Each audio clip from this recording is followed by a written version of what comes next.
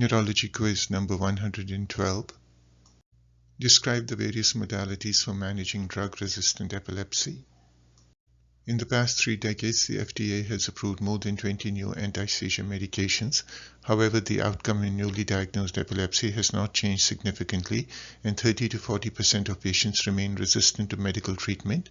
Drug resistance has significant morbidity that includes poor quality of life, loss of independence, neurological impairment, depression, and economic disruption. Such patients have mortality rates 5 to 10 times that of the general population due to SUDEP, accidents, and suicide. For patients with drug-resistant epilepsy, alternative options include surgery, neuromodulation, and non-pharmacologic treatment such as ketogenic diet. DRE or drug-resistant epilepsy is diagnosed when the patient continues to have seizures despite an adequate trial of 2 appropriately chosen and well-tolerated anti-seizure medications.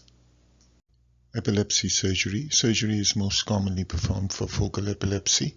Indications include patients with mesial temporal lobe or neocortical epilepsy, lesional epilepsy due to focal pathology in the brain, such as a mesial temporal sclerosis, cavernous malformation, or low-grade glioma, non-lesional focal epilepsy. For those patients with pre-existing hemiparesis and severe epilepsy, surgical procedures include hemispherectomy or hemispherotomy. Surgery is rarely performed for generalized seizures, but in drug-resistant cases, such as Lennox-Gastaut syndrome, corpus callosotomy can reduce the frequency of disabling drop attacks. Pre-surgical evaluation. Its aim is to identify the brain area that needs to be removed to offer the best chance of seizure freedom and to minimize the risk of post-operative neurological or cognitive deficit. The area is also called the epileptogenic zone, or the minimum amount of cortex that must be resected to produce seizure freedom.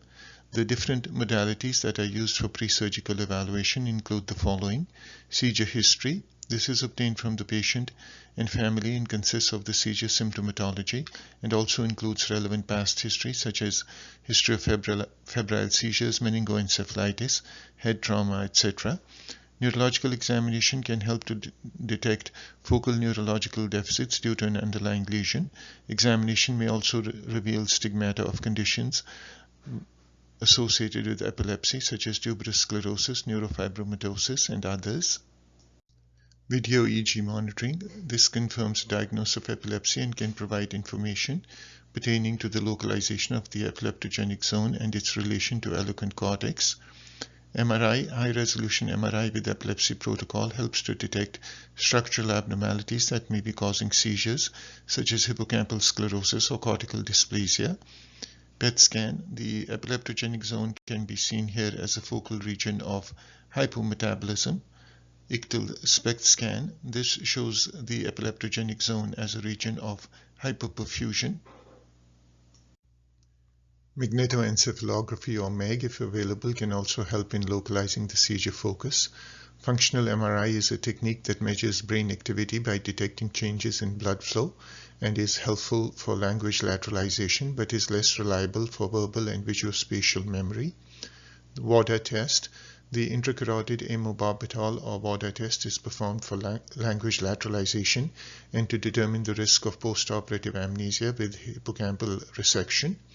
Neuropsychological assessment. This provides a preoperative baseline, evaluates comorbid psychiatric disorders, and can help predict the risk of cognitive decline from surgery.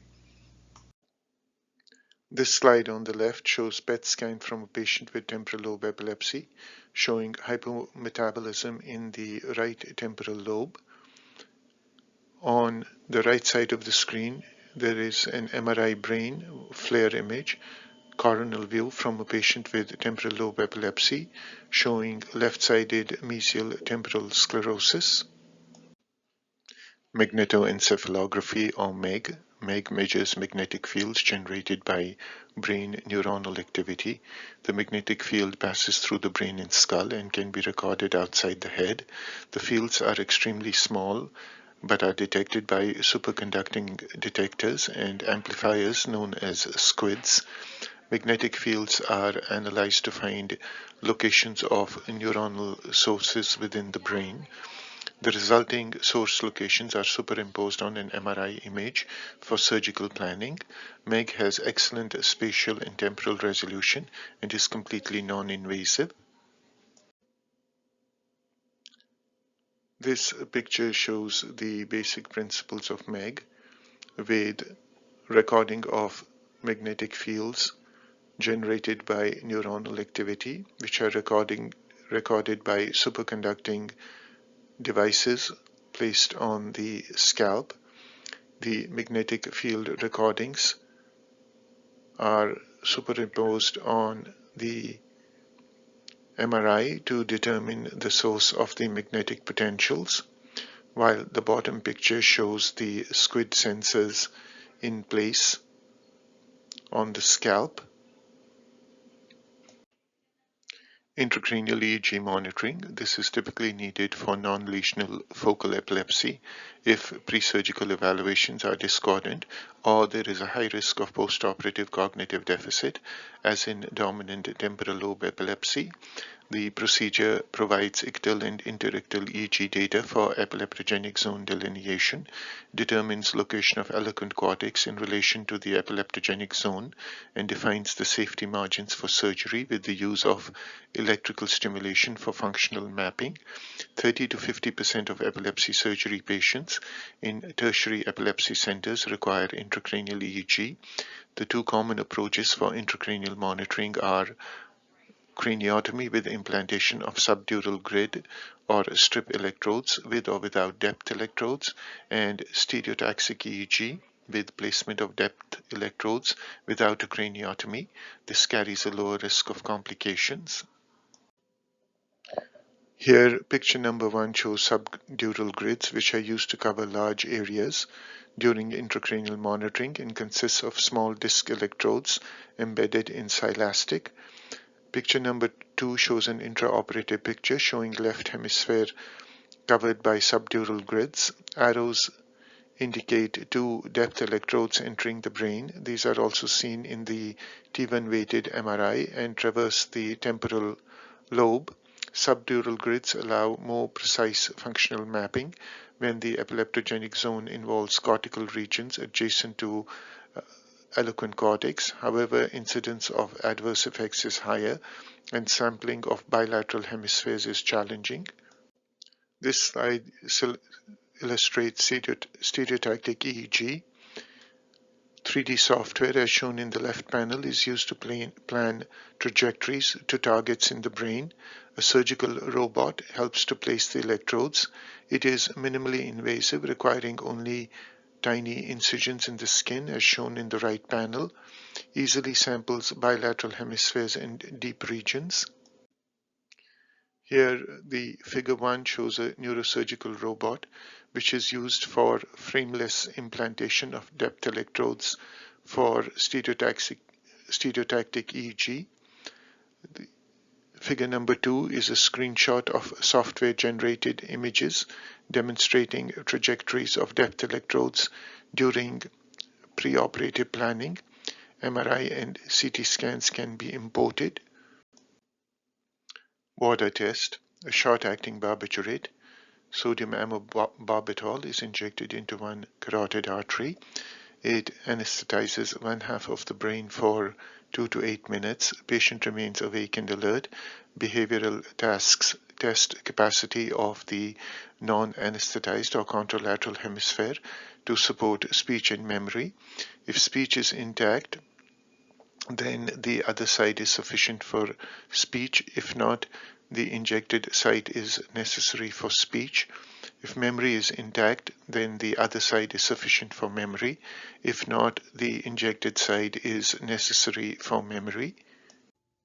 Types of epilepsy surgery are a resective surgery, which can be performed for temporal lobe epilepsy, extratemporal lobe epilepsy, and lesional epilepsy. B is minimally invasive surgery, which includes laser interstitial thermal therapy and stereotaxic radiosurgery. And C is palliative surgery, which includes hemispherectomy and hemispherotomy, as well as disconnective surgery, which includes corpus callosotomy and multiple subpial transections. Resective surgery, temporal lobe epilepsy. Temporal lobe epilepsy is the most common type of focal epilepsy. Depending upon the site of origin, it is divided into mesial and neocortical types. The most common procedure for temporal lobe epilepsy is an anterior temporal lobectomy, which includes the anterior temporal pole, hippocampus, and amygdala.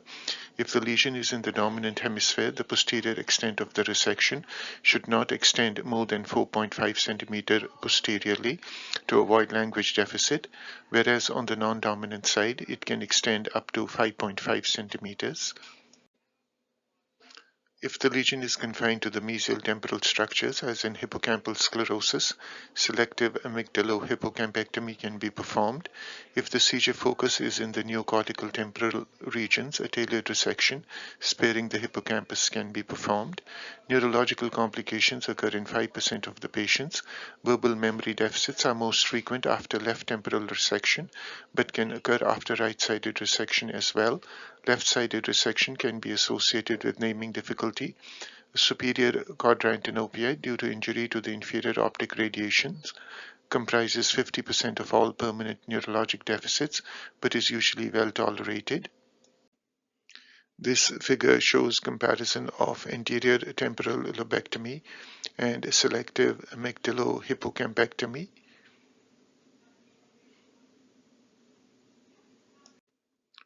This figure shows MRI of the brain after anterior temporal lobectomy. These are sagittal T1, axial flare, and coronal T2 images. Extratemporal lobe epilepsy. Surgery for neocortical and extratemporal lobe epilepsy is more difficult. This is due to difficulty of defining the epileptogenic zone and involvement of functional cortex. Frontal lobe surgery is the next most common resection after temporal lobe surgery.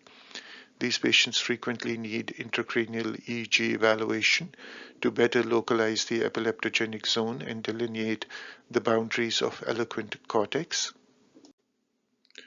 Lesional epilepsy. This is defined as epilepsy associated with an MRI abnormality responsible for the seizures. Common causes include hippocampal sclerosis, focal cortical dysplasia, cavernous malformations, and AVM, and low-grade tumors such as gangliogliomas and DNETs. Patients who have a discrete lesion have a 2.5 times greater likelihood of seizure-free outcome as compared to those without a discrete lesion. This figure shows some causes of lesional epilepsy. Figure number 1 is focal cortical dysplasia. This is focally thickened cortex with disordered cytoarchitecture. Number 2 is a cavernoma in the temporal lobe with a popcorn or mulberry appearance, with mixed signal intensity core and a hypointense rim due to hemosiderin. And figure number 3 is a DNET. This is typically cortical without edema or mass effect. It is hypointense on T1 and hyperintense on T2 with a bubbly appearance due to multicystic nature. It may show rings of enhancement as seen on the FLAIR image, which is known as the bright rim sign.